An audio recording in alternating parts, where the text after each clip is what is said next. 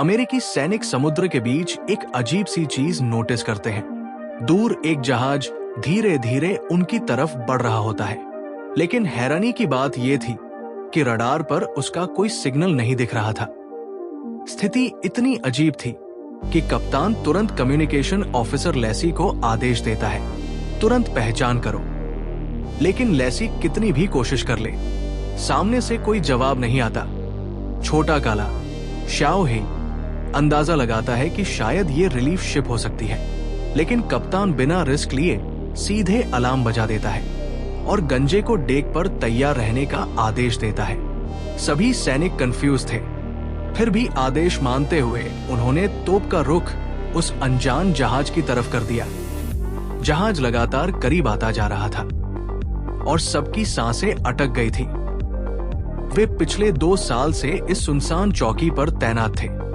लगातार आने वाले भयंकर तूफानों ने इस जगह को लगभग तबाह कर दिया था। रिएक्टर भी सुनामी की वजह से थोड़ा लीक हो चुका था। रेडिएशन से बचने के लिए उन्हें हर हफ्ते इंजेक्शन लेना पड़ता था। लेकिन असली परेशानी कुछ और थी। तूफानों ने उनकी सारी सप्लाई खत्म कर दी थी और पिछले 3 महीनों से वे लोग बदबूदार मछली खाकर जिंदा थे। अब इतने समय बाद एक जहाज दिखा था। वे किसी भी हालत में इस मौके को खोना नहीं चाहते थे। कप्तान अपनी पिस्तौल निकालता है और शाओ हे को अकेले जाकर जहाज की जांच करने का आदेश देता है। शाओ हे के मन में तुरंत डर और गुस्सा दोनों आ जाते हैं, लेकिन मजबूरी थी। कुल 4 लोग ही तो थे। लेसी कम्युनिकेशन संभाल रहा था। गंजा तोप तो जाना उसी को था। जैसे जैसे वो जहाज के करीब पहुंचता है, वैसे वैसे माहौल और डरावना होता जाता है। जहाज पूरी तरह टूटा फूटा और जंग लगा हुआ था, लेकिन फिर भी अजीब तरह से शांत समुद्र में तैर रहा था। शाओ ही पूरा जहाज चेक करता है, लेकिन एक भी इंसान दिखाई नहीं देता। आखिरकार वो हिम्मत करके डेक पर चढ़ जाता है, क्योंकि यही उनका यहां से निकलने का आखिरी मौका था। सावधानी के लिए वो अपना रेडियो बंद कर देता है, लेकिन अंदर जो वो देखता है उससे उसके होश उड़ जाते हैं। हर जगह मकड़ी के जाले लगे थे।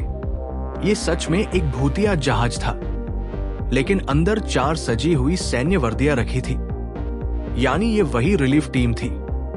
लेकिन फिर सब लोग गए कहां? अच्छी बात यह थी कि खाने पीने का सामान अभी भी मौजूद था और भूखा शाओ हे तुरंत खाने पर टूट पड़ता है। उधर बेस पर कप्तान जवाब न मिलने से समझता है कि कुछ गड़बड़ हो गई है और जहाज को नष्ट करने का फैसला लेता है, लेकिन दूरी ज्यादा होने की वजह से तोप काम नहीं कर सकती। इसलिए वो परमाणु हथियार इस्तेमाल करने का फैसला करता है। इसके लिए 2 चाबियां चाहिए थी, एक उसके पास, एक लेसी के पास। लेसी विरोध करता है, लेकिन मजबूरी में मान जाता है। कप्तान सिस्टम चालू करता है, लॉन्च कोड मिल जाता है। आखिरी समय में वो फिर से शाओ ही से संपर्क करता है और इस बार जवाब आता है, यहाँ कोई नहीं है, सब साफ है। सब राहत की सांस लेते हैं। शाओ ही जहाज को खींचकर वापस ले आता है, लेकिन कप्तान चाबियां वापस नहीं करता और बहाना बना देता है कि स्थिति अभी साफ नहीं है। गंजा जांच करता है और पता चलता है कि जहाज का इंजन महीनों पहले ही खराब हो चुका था। तो फिर ये यहां आया कैसे? आगे पता चलता है कि इंजन ठीक किया जा सकता है, मतलब अब उनके पास यहां से निकलने का मौका था। शाओ ही खुश हो जाता है, लेकिन लेसी को कोई खास फर्क नहीं पड़ता, क्योंकि उसे पता था कप्तान कभी जाने नहीं देगा। अगले दिन इंजन ठीक हो जाता है, लेकिन कप्तान उन्हें रोक देता है। जब तक नई टीम नहीं आती, कोई कहीं नहीं जाएगा। समय बहुत कम था, अगला तूफान आने वाला था और अगर अब नहीं निकले तो कभी नहीं निकल पाएंगे।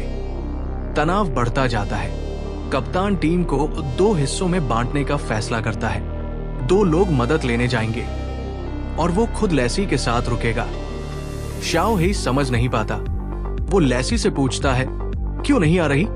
लेसी ठंडे स्वर में कहता है, मैं तुमसे प्यार नहीं करता। शाओ ही टूट जाता है और चला जाता है। अचानक अलार्म बजता है। एक और अनजान जहाज दिखाई देता है। कप्तान तुरंत आदेश देता है, फायर। लेकिन तभी शाओ हे को समझ आता है जिस जहाज को वे उड़ा रहे हैं वो उनका खुद का भागने का रास्ता था।